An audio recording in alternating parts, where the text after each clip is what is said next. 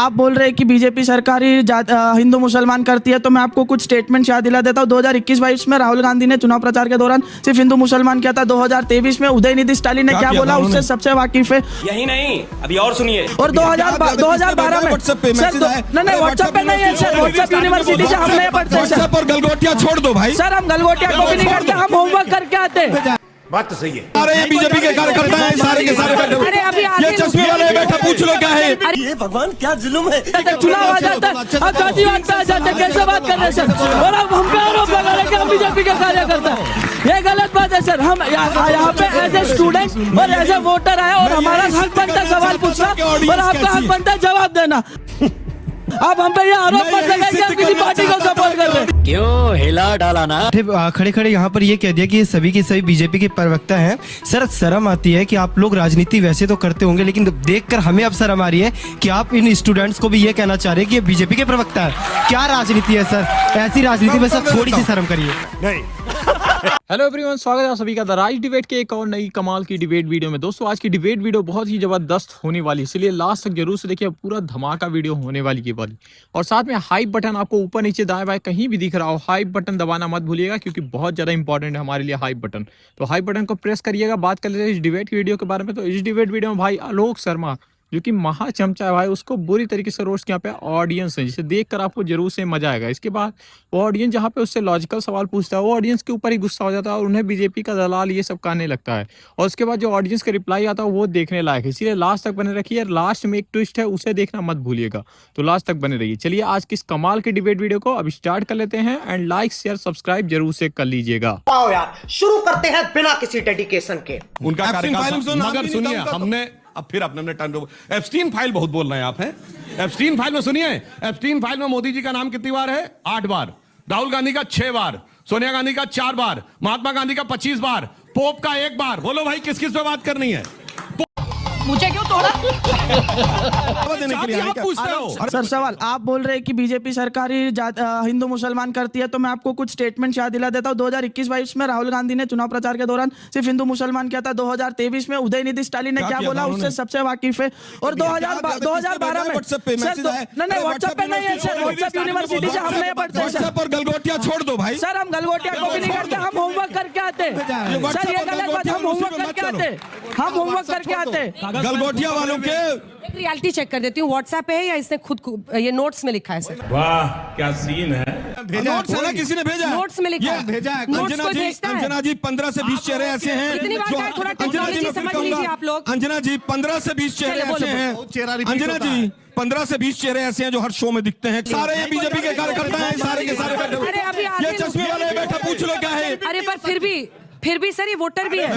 Voter होना और BJP का कार्यकर्ता होना, इनमें दोनों में फर्क। ये चेहरे मुसलमान नहीं कर रहे। चुनाव आ जाता है, हिंदू मुसलमान पे आ जाते हैं। चुनाव आ जाता है, अब जाति बात पे आ जाते हैं, कैसे बात कर रहे हैं सर।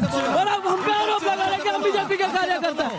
ये गलत बात है सर। हम यहाँ पे एज ए स्टूडेंट और एज ए वोटर आए और हमारा हक बनता है सवाल पूछना और आपका हक बनता है जवाब देना। अब हम पे ये आरोप मत लगाइए कि आप किसी पार्टी को सपोर्ट कर रहे हैं। कैसी है? क्या बात है, क्या बात है। और वो सिद्ध हो गया। आप बार बार एप्स्टीन फाइल बोल रहे हो। अब तो ध्रुव राठी ने भी घर वापसी कर ली है। चली गई। नहीं फिर आप यूट्यूब पे जाइए ना, आप यूट्यूब पे जाइए, ध्रुव राठी देखिए, सर्च कीजिए। अब तो वो भी घर वापसी कर रहा है, उसकी भी तो वीडियो देखिए आप। सुधांशु सर, मुसलमानों के लिए बाद में, पहले उससे पहले मोहन भागवत जी का एक बयान आया था भारत देश में कि इस भारत देश में 4 प्रकार के हिंदू होते हैं।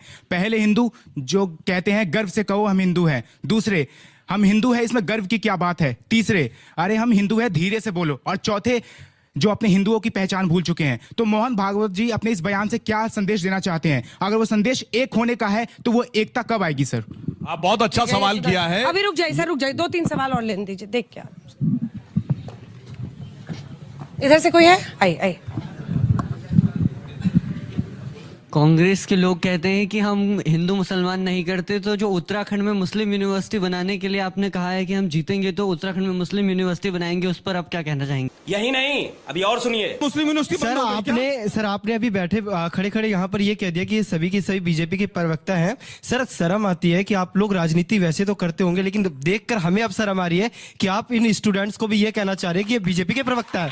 क्या राजनीति है सर? ऐसी राजनीति में सर थोड़ी सी शर्म करिए। जहां पे टोटल घर उधर चला गया, वहां जीना हराम हो गया। कश्मीर में एक ही जगह है जो अभी भी आतंकवाद से पीड़ित है। और मैं बताना चाहता हूं, ये तथाकथित बाबरी मस्जिद की बात तो सब करते हैं, पर इस हिंदुस्तान में एक दरगाह भी नष्ट की गई है, चरारे शरीफ, वो जलाई गई थी। क्यों? क्योंकि एक सेक्ट ऑफ इस्लाम कहता है कि दरगाह कुफ्र है, उसके बारे में कोई नहीं बोलता। इसलिए मैंने कहा, जब एक ही तरह के घर वाले रहते हैं तो एक दूसरे का भी जीना हराम कर देते हैं। अरे बाबा! उसने बच्चे ने सवाल किया था कि कैसे हिंदू, उसके लिए जानते क्या है? ये जो एम वायरस हमारे दिमाग में घुसा हुआ है आजादी के इतने लंबे समय के बाद, मतलब Macaulay virus of 19th century और Marxist virus of 20th century, ये दोनों जो हैं, इसी ने हमारे मन में ग्लानि भर दी है। 13 दिन की सरकार में सुषमा स्वराज जी की स्पीच देखिएगा, उन्होंने बोला था कि इस दिल्ली में यह माहौल बना के रखा गया था, इस भारत में आप तब तक इंटेलेक्चुअल नहीं माने जा सकते लुटियन जोन में, जब तक आप अपने भारतीय होने पर ग्लानि का अनुभव और हिंदू होने पर शर्म का अनुभव ना करें। अब जब से वो शर्म गर्व का अनुभव में बदलने लगा है, तब से बहुत से लोगों के नीचे की जमीन सरकने लगी। ये भगवान क्या जुल्म है। 3 बच्चे पैदा कर दो, 4 बच्चे पैदा कर दो। मुसलमानों को झुंड कह रहे हैं, झुंड कह रहे हैं, झुंड। मोहन भागवत जी, पहली बात तो यही है कि कौन है मोहन भागवत? एक ऐसे संगठन के मुखिया हैं जिसने आज तक अपना रजिस्ट्रेशन नहीं कराया। अच्छा, हमको सिखा रिया है। एक ऐसा संगठन जो अंग्रेजों का पिट्ठू था, बुलबुल पर घूमता था, 60 रुपए पेंशन लेता था, माफीनामे लिखता था। 12 करोड़ रुपए प्रति वर्ष इस व्यक्ति। What? अब हंसी आ रही है आपको मोहन भागवत पे? अभी बताते हैं। नहीं, मोहन भागवत पे हंसी आ रही है ना? कहाँ के ज्ञानी बाबा? दुर्भाग्य यह है कि 12 करोड़ रुपया टैक्स पेयर्स का पैसा, जो बच्चे ताली बजा रहे हैं, इनके टैक्स पेयर्स का पैसा मोहन भागवत के ऊपर खर्च होता है। तेरा तो गेम बजाना पड़ेगा। आप घर वापसी कब कर रहे हैं बताइए ना? अरे मैं घर में हूँ अपने भाई, क्या पढ़ूं? फिर वो मोहन भागवत जी, फिर वो मोहन भागवत जी किसकी वापसी करा रहे हैं? सूर्यकोटि समप्रभा मोहन भागवत जी किसकी वापसी करा रहे हैं? आप तो घर में। यही नहीं, अभी और सुनिए। मैं सब चक जानी करूं प्रणाम जोरी जुग पानी, यदा यदा ही धर्म से ग्लानिर्भवति भारत। 12 साल हो गए पूरे देश को बेवकूफ बनाते बनाते, गुमराह करते करते। धर्म संस्थापनार्थाय संभवामि युगे युगे। कैसी घर वापसी करूं? केवल हिंदू मुसलमान में बात कर रही है, इसके आगे कुछ नहीं। शक्ल सूरत से कहीं से भी सऊदी अरब का लग रहा हूं कि भारत का लग रहा हूं? भारत का लग रहा हूं तो भारत में हूं, अपने घर में हूं और विचारों से भी हूं। अधिक हिंदू कौन है सुनिए? जो वैचारिक फादर कामिल बुल के अधिक हिंदू हैं। क्षमा चाहूंगा उन कांग्रेसियों से जो कि भगवान राम के अस्तित्व पर प्रश्न चिन्ह लगाते हैं, क्योंकि फादर कामिल बुल के ने अपनी रिसर्च में सिद्ध किया भगवान राम काल्पनिक नहीं वास्तविक चरित्र हैं। तो बोलो वो ईसाई परिवार में भी जन्म लेकर अधिक हिंदू हैं कि नहीं? यदि मैं गौ सेवा की बात करता हूं, आरिफ मोहम्मद खान साहब और डॉक्टर एपीजे अब्दुल कलाम साहब गीता पढ़ते हैं, तो वो अधिक हिंदू हैं बनिस्बत कपिल सिब्बल या मार्कंडेय काटजू के ममता बनर्जी की, जो कि गो मांस खाने की भी वकालत करते हैं और राम जी पर प्रश्न चिन्ह लगाते हैं। You are absolutely right. अगर आप यहाँ तक डिबेट वीडियो को देख रहे हैं तो उम्मीद है कि आपको डिबेट वीडियो जरूर से पसंद आ रही होगी। लास्ट तक जरूर से देखिएगा, लास्ट में आपके लिए एक खतरनाक ट्विस्ट है, उसे देख कर जाइएगा, वहाँ पे आपको बहुत ज़्यादा मजे आएंगे। साथ में बात कर लेते इस डिबेट वीडियो के बारे में। तो इस डिबेट वीडियो में भाई ऑडियंस ने सवाल पूछा, जहाँ पे जो प्रवक्ता होता है कांग्रेस का, वो उनके ऊपर ही सवाल करने लगता है कि तुम बीजेपी के कार्यकर्ता हो, ये हो वो, और उसके बाद ऑडियंस का जो गुस्सा होता है वो 7वें आसमान के पार चला जाता है और बुरी तरीके से अभी रोस्ट होने वाला ही है आलोक शर्मा। इसलिए लास्ट तक बने रहिएगा, सभी लोग इसको रोस्ट करेंगे, तो लास्ट तक बने रहिएगा। इस सोच में क्या प्रॉब्लम है? अगर कोई मुस्लिम ऐसा बोलता है तो फिर सारे उस पर एकदम टूट पड़े, ये भी तो सही नहीं है। मैं कब कह रहा हूं कि मुस्लिम ना बोलें? बहुत से लोग हैं जो बोल रहे हैं और बोलते रहना चाहिए, किसी ने तो नहीं रोका इनको। मैं तो बीच में बोला भी नहीं। इन्होंने कहा आरएसएस की विचारधारा से प्रधानमंत्री हैं, तभी तो देश का बेड़ा गर्क हो रहा है। अच्छा, हमको सिखा रिया है। आरएसएस की विचारधारा से प्रधानमंत्री हैं, जब तो देश पर 5 गुना कर्जा हो गया है। आरएसएस की विचारधारा से प्रधानमंत्री हैं, तभी तो ट्रंप के सामने सरेंडर किए बैठे। आरएसएस की विचारधारा से प्रधानमंत्री हैं, तभी तो 18% टैक्स का सरकार अपने मुंह के ऊपर तमाचा लगाकर चुपचाप बैठी हुई। आरएसएस का प्रधानमंत्री है, इसीलिए 1 लाख से ज्यादा स्कूल बंद हो गए। क्या बोला तूने?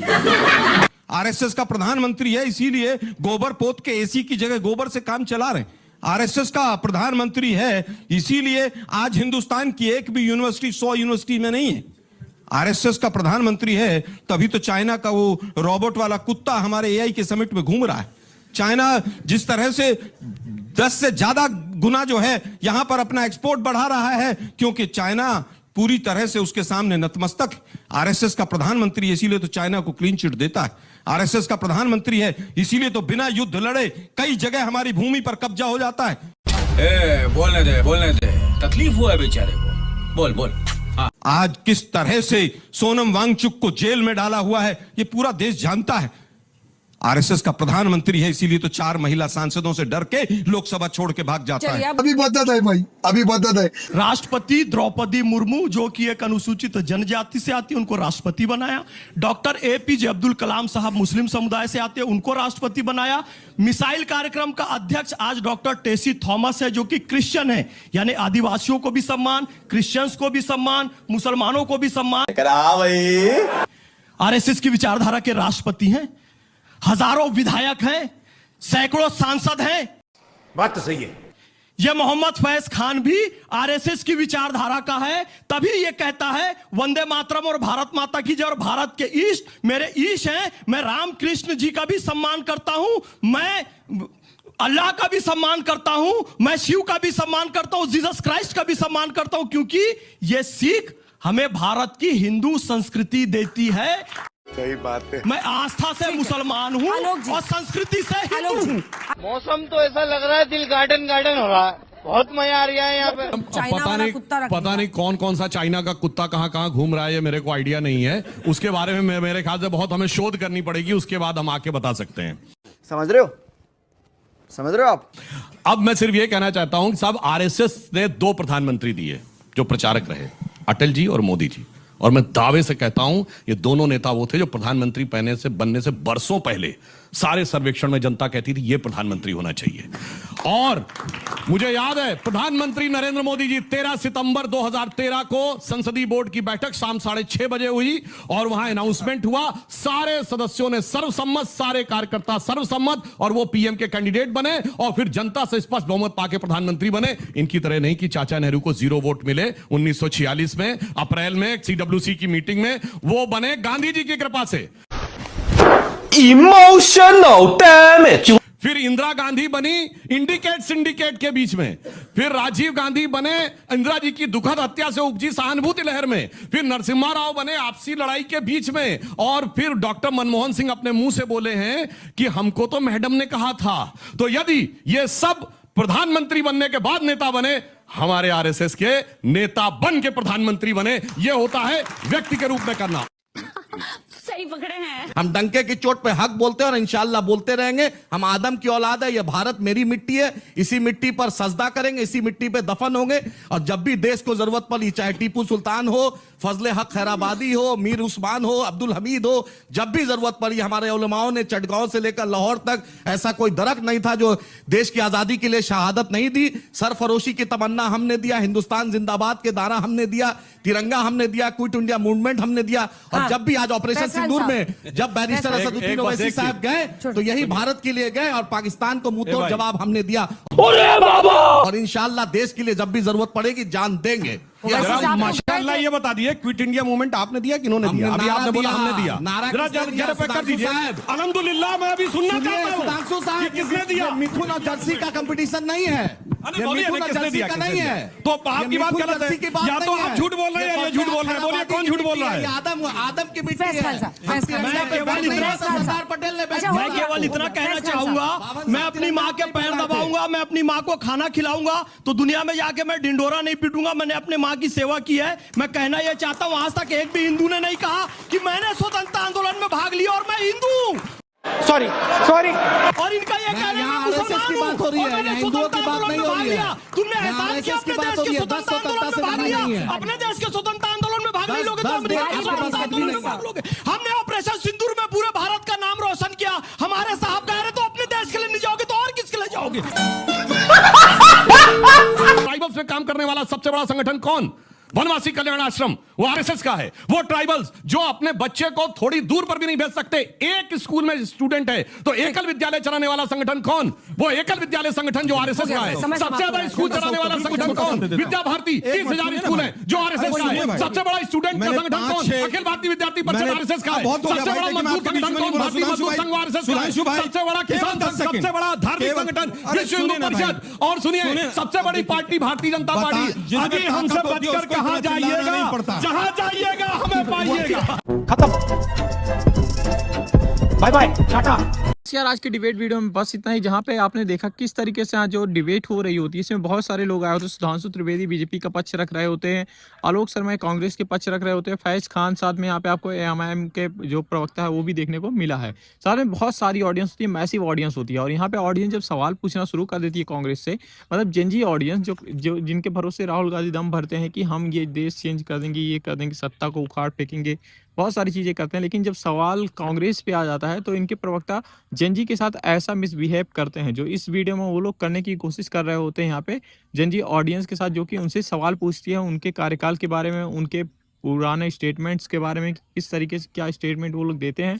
एंड उसके बाद फिर अपने आप को एक सेकुलर पार्टी घोषित कर देते हैं यहाँ पे, जो मतलब जहाँ पे दिखाना होता है। और यहीं पे बुरी तरीके से वो फंस जाते हैं आलोक शर्मा। और उसके बाद जो होता है वो आपने देखा किस तरीके से वो ऑडियंस को ही यहाँ पे बनाने की कोशिश करने लगते होते हैं कि भाई तुम ही बीजेपी के वो हो, ये हो, और बीजेपी के प्रवक्ता हो, तुम ही लोग सवाल पूछ रहे हो, ये कर रहे हो, जवाब देने के बजाय। जबकि इनका कर्तव्य ये है कि ये जवाब दें यहाँ पे ऑडियंस के, क्योंकि वोट तो भाई वही देते हैं, एट द एंड वोट वही देंगे और जीतोगे उन्हीं के वोट से। लेकिन इनका यही काम है कि मतलब जब सवाल जनता पूछने लगे तो उसके बारे में ना बोल के वो बीजेपी का ये हो जाता है, गोदी मीडिया कोई भी हो जाता है, कोई प्रवक्ता कोई रिपोर्टर इनसे सवाल पूछ ले वो गोदी मीडिया हो जाता है, कोई यूट्यूबर इनसे सवाल पूछ ले वो भी गोदी मीडिया हो जाता है। तो ये सब चीज़ें इनकी चलती रहती हैं। और उसके बाद में जब इलेक्शंस के रिजल्ट आते हैं और ये हार जाते हैं, और तब ये ईवीएम का रोना रोते हैं या फिर वोट चोरी का रोना रोते हैं। पहले ईवीएम का रोना था, अब ये वोट चोरी का रोना रोते रहते हैं। तो कैसी लगी आपको डिबेट वीडियो नीचे कमेंट बॉक्स में जरूर से लिखिएगा। साथ ही अगर ये डिबेट वीडियो आपको पसंद आई, आप चाहते हो ज़्यादा लोगों तक पहुंचाना, आपको कुछ भी नहीं करना, आप फटाफट से वीडियो को लाइक कर देना, शेयर कर देना इस वीडियो को जितना हो सके। एंड चैनल को सब्सक्राइब करना मस्ट है, हाइप करना मस्ट है। तो सब्सक्राइब बटन जहाँ भी आपको दिखे, हाइप बटन जहाँ भी आपको दिखे, उसे फटाफट से तोड़ो क्योंकि बहुत परेशान करता है वो। तो फटाफट से उसे दबाना मत भूलिएगा। हम आपसे मिलते हैं किसी और वीडियो में किसी नए टॉपिक के डिबेट के साथ। तब तक के लिए राधे राधे।